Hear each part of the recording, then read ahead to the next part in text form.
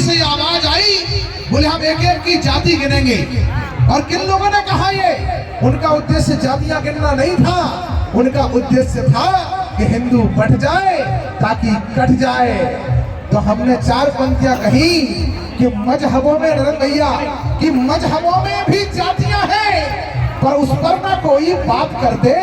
सिर्फ सनातन एकता पर घात पर तुम घात कर दे। माँ भारती के रक्त के बिंदु को गिनना चाहते हो, जातियों में बांटकर हिंदू को गिनना चाहते हो।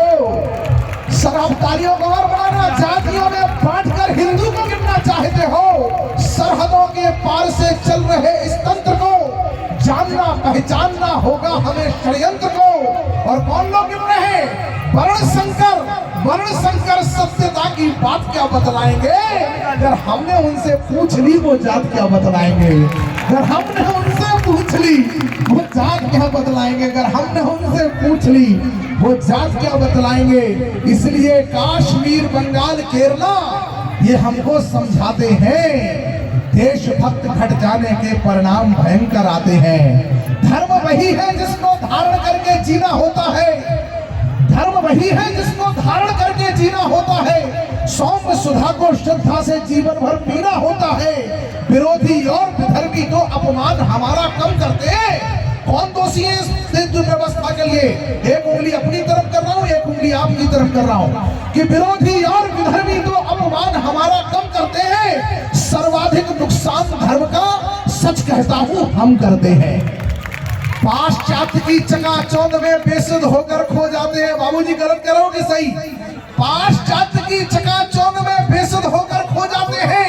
नियम धर्म के सभी त्याग कर स्वयं धर्मी हो जाते हैं। और जो कह रहा हूं अगर सही हो तो एक भक्तों का समर्थन मिले कि जिस धारा से निकले हैं उसके बिंदु हो सकते हैं।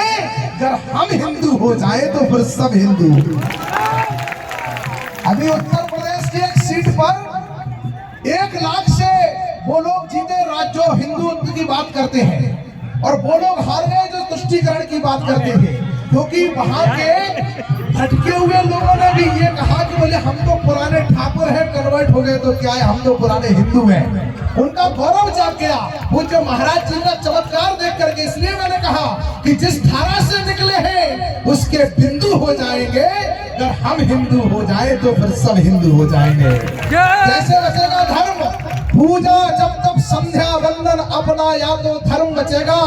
जो पूज्य महाराज जी ने कहा कि पूजा जब तक संध्या वंदन अपना या तो धर्म बचेगा। शिखा और माथे पर चंदन यदि लगा तो धर्म बचेगा। तीज पर्व त्योहार और उपवास किया तो धर्म बचेगा। तीर्थ क्षेत्र में अधिक मास में वास किया तो धर्म बचेगा। और नागफनी का पौधा घर में ना रोपा तो धर्म बचेगा। संतानों को, मिशनरियों को ना सौंपा तो धर्म बचेगा।